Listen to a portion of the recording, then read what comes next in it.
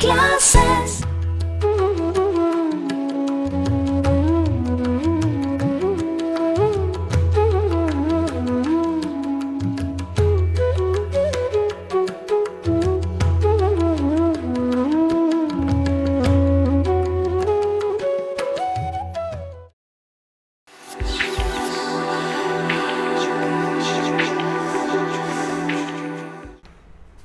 मेरे प्रिय छात्र एवं छात्राएं, मैं बोलनी क्लास के गुरुजी हिंदी संस्करण में भौतिक शास्त्र अर्थात फिजिक्स का क्रैश कोर्स लेकर प्रस्तुत हूँ।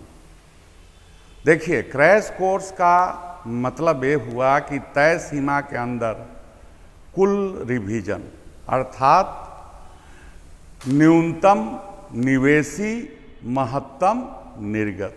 ठीक है, तो अब इस क्रम में मैं आपको एक बड़ा महत्वपूर्ण टॉपिक गुरुत्वाकर्षण की व्याख्या करूंगा।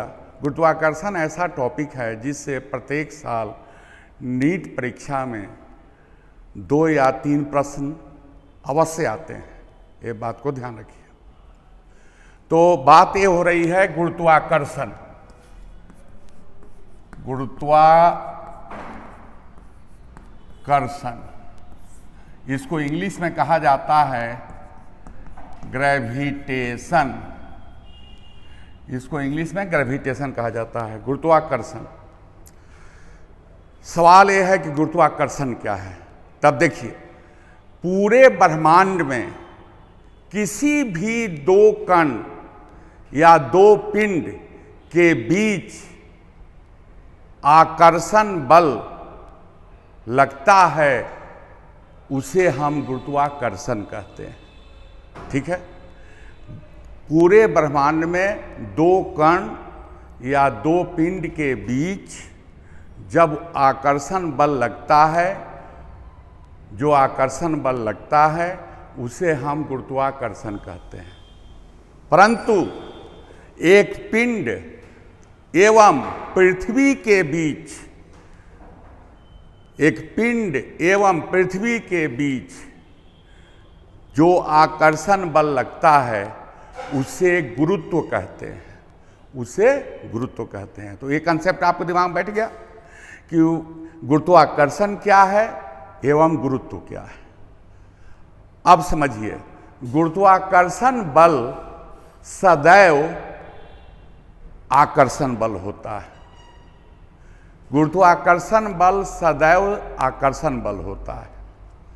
गुरुत्वाकर्षण बल सदैव संरक्षी बल होता है। प्रश्न ये है कि संरक्षी बल क्या है। तब समझिए, बल जो है 2 प्रकार का, एक संरक्षी एक असंरक्षी। संरक्षी बल के द्वारा किया गया कार्य, संरक्षी बल के द्वारा किया गया कार्य एक स्थान से दूसरे स्थान के बीच तय किए गए पाथ पर निर्भर नहीं करता है। तय किए गए पाथ पर निर्भर नहीं करता है, समझ गए। वह बल को संरक्षी बल कहते हैं। संरक्षी बल का क्या व्याख्या हुई कि संरक्षी बल वह बल है जिसके द्वारा किया गया कार्य एक स्थान से दूसरे स्थान के बीच तय किए गए पथ पर निर्भर नहीं करता है। उदाहरण स्वरूप गुरुत्वाकर्षण बल, वैद्युत स्थैतिक बल, स्प्रिंग बल इत्यादि। ठीक है। असंरक्षी बल, असंरक्षी बल उस बल को कहते हैं, असंरक्षी बल उस बल को कहते हैं जिसके द्वारा किया गया कार्य एक स्थान से दूसरे स्थान के बीच तय किए गए पथ पर निर्भर करता है। तय किए गए पथ पर निर्भर करता है। तथा इसके उदाहरण स्वरूप जो बल है असंरक्षी बल, वह हुआ आपका घर्षण बल, श्यान बल, घर्षण बल एवं श्यान बल जो है वह असंरक्षी बल का उदाहरण है। ठीक है, समझ गए। अब न्यूटन का सूत्र गुरुत्वाकर्षण बल के रूप में, गुरुत्वाकर्षण बल के लिए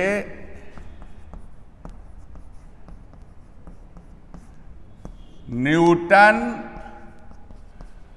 का सूत्र, एक द्रव्यमान m1 है, दूसरा द्रव्यमान m2 है, दो पिंड है, दो पिंड में एक का द्रव्यमान m1 है, दूसरा का द्रव्यमान m2 है। दोनों पिंड के बीच की दूरी जो है वह r है, स्मॉल r है। तब इसके बीच लगने वाला गुरुत्वाकर्षण बल दोनों पिंडों के द्रव्यमान के गुणनफल के समानुपाती होता है। ठीक है, मतलब दो बातों पर निर्भर करता है। गुरुत्वाकर्षण बल दो पिंडों के द्रव्यमान के गुणनफल के समानुपाती होता है एवं दो पिंडों के बीच के दूरी के वर्ग के व्युत्क्रमानुपाती होता है। ठीक है, व्युत्क्रमानुपाती होते हैं, अर्थात F समानुपाती m1 m2 तथा F समानुपाती 1/r²। F समानुपाती m1 m2 तथा F समानुपाती 1/r², दो बातों पर निर्भर करता है। जितना अत्यधिक द्रव्यमान होगा गुरुत्वाकर्षण बल उतना ही तीव्र अर्थात उतना ही अधिक लगेगा। दूरी जितनी अत्यधिक बढ़ती जाएगी गुरुत्वाकर्षण बल का मान कम होता जाए। न्यूटन ने कहा कि गुरुत्वाकर्षण बल जब भी कार्य करता है, जब भी लगता है तो दो पिंड के बीच में ही लगता है। यदि वो दो पिंड के पास अगर तीसरा पिंड लाते हैं तब वो गुरुत्वाकर्षण बल के मान पर कोई प्रभाव नहीं पड़ता है। ठीक है, तब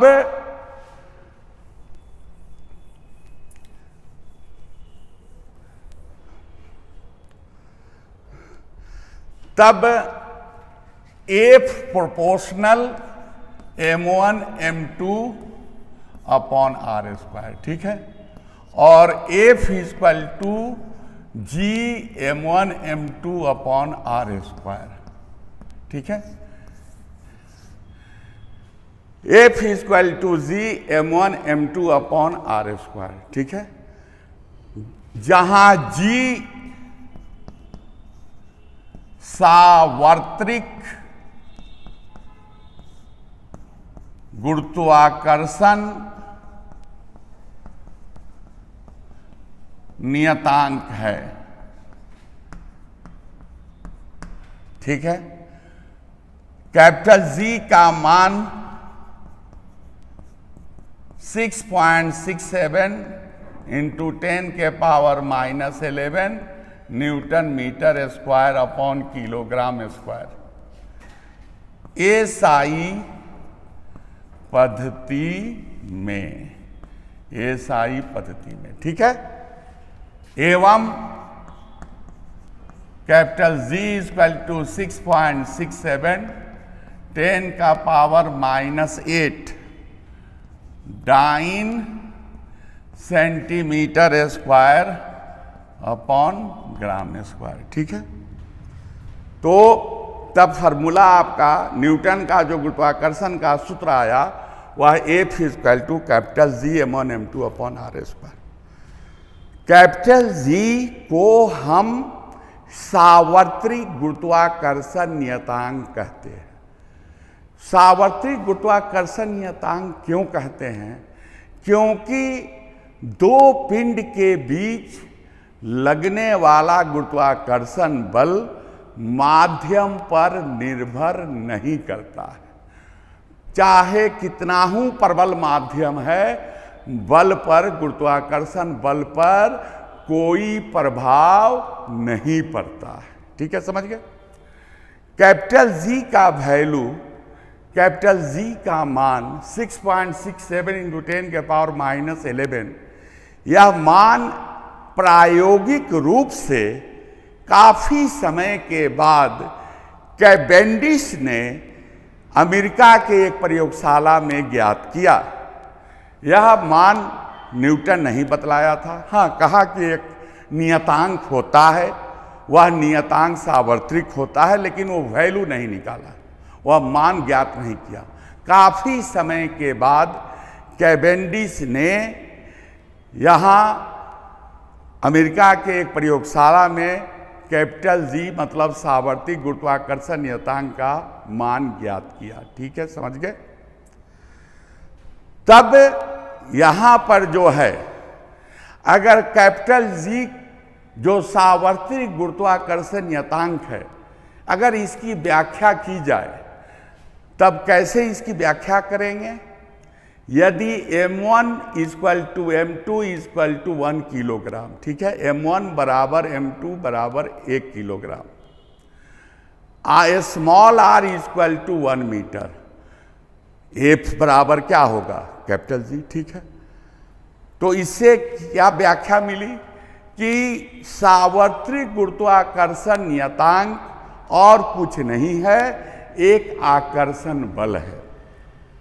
सार्वत्रिक गुरुत्वाकर्षण नियतांक और कुछ नहीं है, एक आकर्षण बल है, जो दो इकाई द्रव्यमान के दो पिंड के बीच इकाई दूरी पर लगता है। दोनों द्रव्यमान के बीच अगर इकाई दूरी है, दोनों पिंड का द्रव्यमान इकाई है, तब कैपिटल जी आकर्षण बल के बराबर होता है। समझ गए? तो आपको एक सूत्र मिला, F = capital G m1 m2 upon r²। तब कैपिटल जी का मान कभी परिवर्तित नहीं होता है। अब नेक्स्ट कंसेप्ट आपको दे रहे हैं।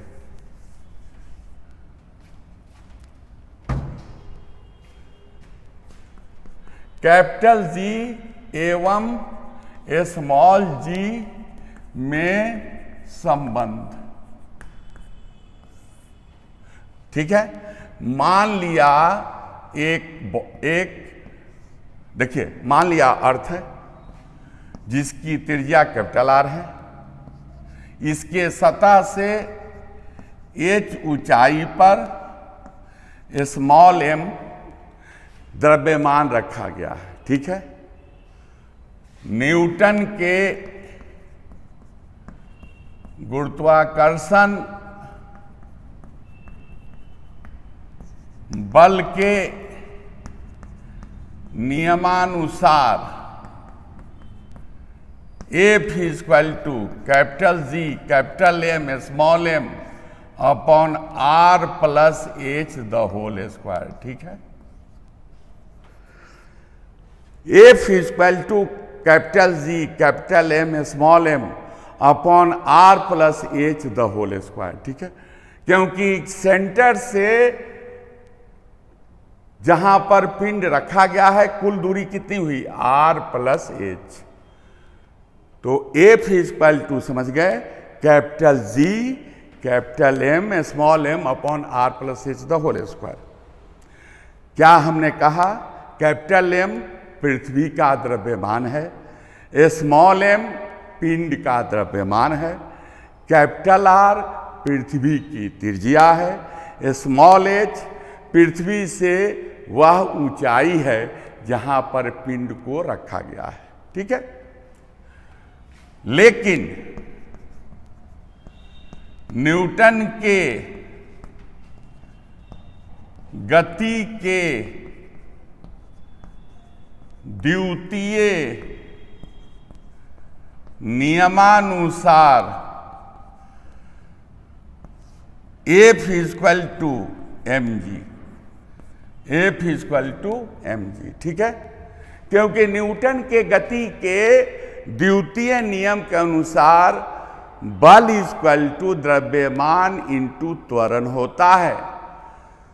बल का परिमाण द्रव्यमान एवं त्वरण के गुणनफल के बराबर होता है। तब उसके अनुसार यहाँ F equal to small m into G हुआ, जहाँ g गुरुत्वीय त्वरण है, जहाँ स्मॉल g गुरुत्वीय त्वरण है। अब देखिए समीकरण 1 तथा 2 से mg इक्वल टू कितना हुआ, g capital M small m upon r plus h the whole square. Small m cancel, g equal to gm upon r plus h the whole square. काफी महत्वपूर्ण सूत्र है, काफी महत्वपूर्ण सूत्र है। स्मॉल g तथा कैपिटल G के बीच का संबंध, small g equal to g capital M upon r plus h the whole square, ठीक है। यदि पिंड पृथ्वी की सतह पर है, ठीक है, यदि पिंड पृथ्वी की सतह पर है, स्मॉल h इक्वल टू कितना होगा, 0। स्मॉल h इक्वल टू 0 होगा,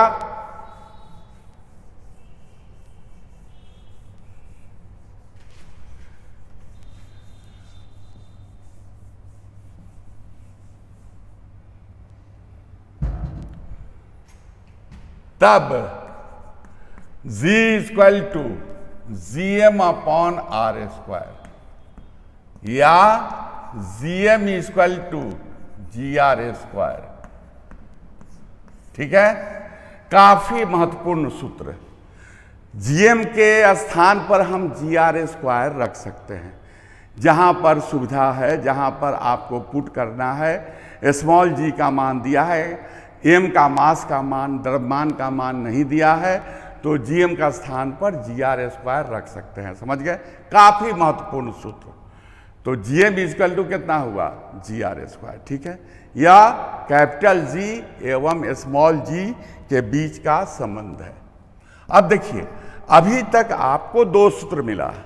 एक सूत्र क्या, F equal to capital G m1 m2 upon r square, तथा दूसरा सूत्र जो मिला वो small g equal to gm upon r square, ठीक है।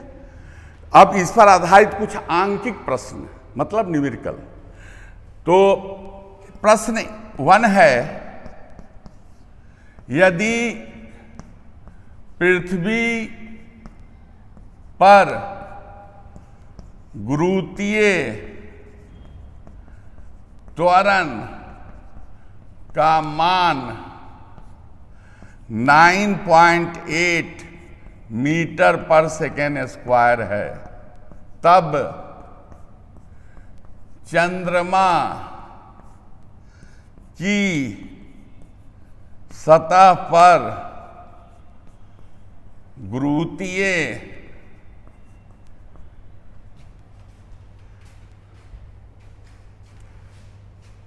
त्वरण का मान ज्ञात करें।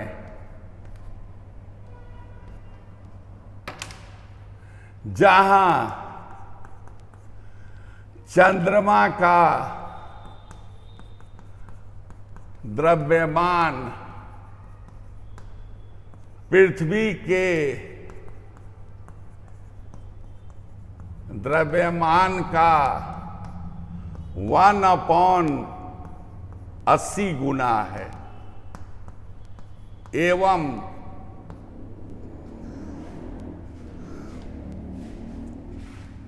चंद्रमा की त्रिज्या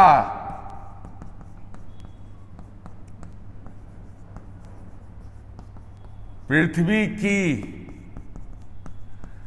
त्रिज्या की 1/4 गुना है। ठीक है, समझ गए?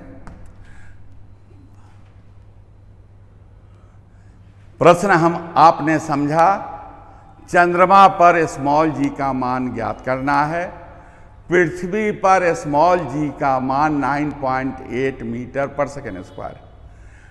शर्त क्या दिया गया है? शर्त यह दिया गया है कि चंद्रमा का द्रव्यमान पृथ्वी के द्रव्यमान का 1/80 गुना है, एवं त्रिज्या पृथ्वी के त्रिज्या का 4 गुना है। तब यह हल कैसे किया जाएगा?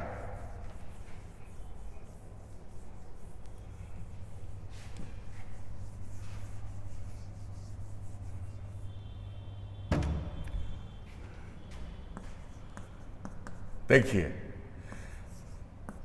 स्मॉल जी इक्वल टू कितना हुआ? Gm/r²। ठीक है, पृथ्वी पर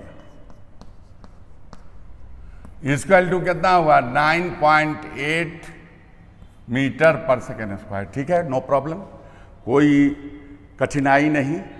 पृथ्वी पर small ji equal to Gm/r², 9.8। ठीक है, चंद्रमा पर Gm equal to capital G m/rm the whole square. Gm equal to capital G, यहां पर क्या ले लेंगे? m/80। ठीक है, 1/80 गुना है, तो यहां पर हम ले लेंगे m/80। यहां पर लेंगे r/4 द होल स्क्वायर। तब Gm equal to Gm/80 into r²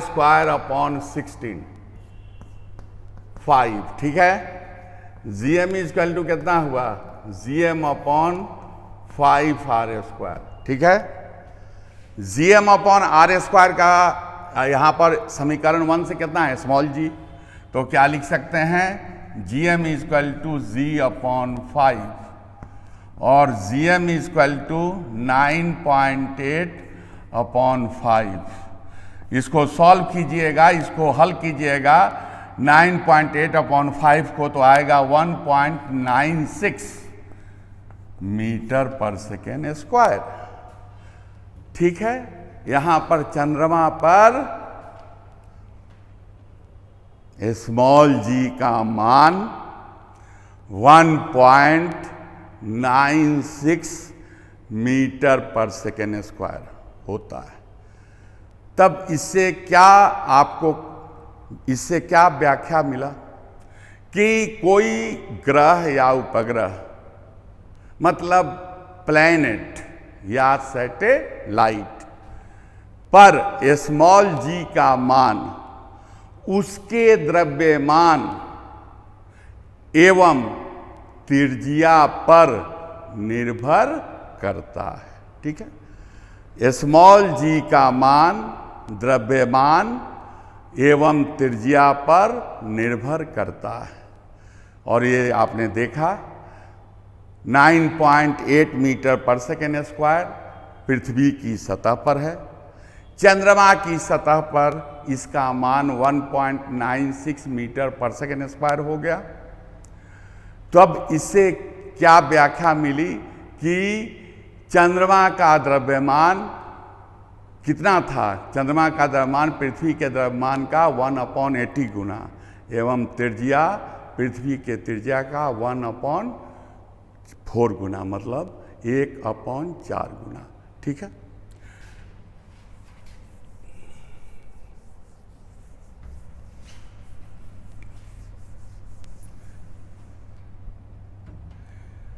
एक दूसरा प्रश्न है, स्मॉल एम द्रव्यमान के पिंड को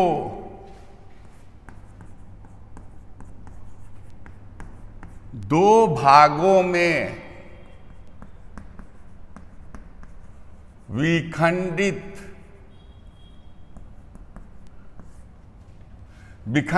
कर दिया जाता है।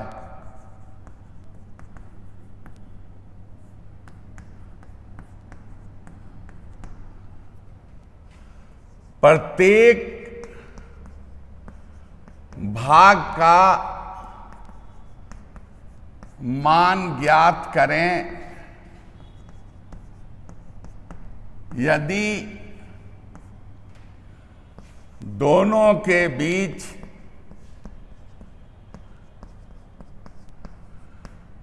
महत्तम बल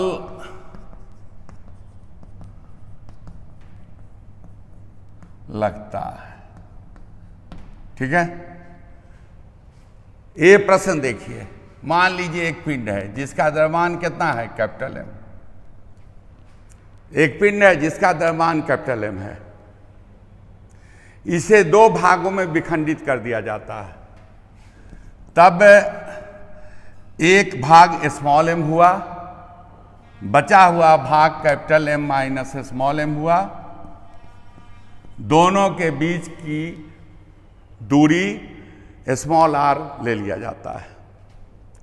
ठीक है, तब F equal to capital G capital M minus small M into small M upon R square. F equal to G upon R square capital M small M minus M square. ठीक है, यहां पर वेरिएबल क्या है, परिवर्तित कौन है, small M. महत्तम एवं न्यूनतम के लिए शर्त यह है कि dy बाई डी एक्स, मतलब y का x के सापेक्ष अवकलन शून्य होना चाहिए। dy बाई डी एक्स का मान शून्य होना चाहिए महत्तम या न्यूनतम के लिए। तब इसको हम अवकलन करते हैं, df by D M G upon R square D capital M small M minus M square upon D R. D R नहीं, डी एम के रेस्पेक्ट में, स्मॉल एम के रेस्पेक्ट में। तो D F upon D M is equal to G by R square D capital M small M minus M square upon D M. ठीक है, D F upon D M is equal to G upon R square capital M minus two M. ठीक है, महत्तम बल के लिए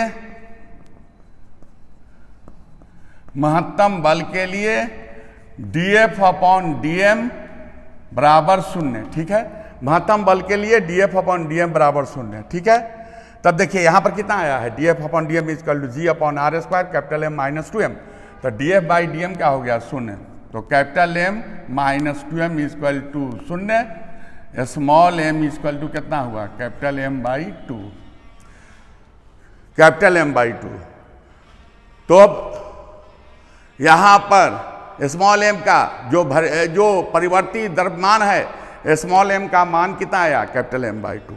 तब इससे क्या आंसर क्या हुआ, आपका उत्तर क्या हुआ, capital M by two comma capital M by to.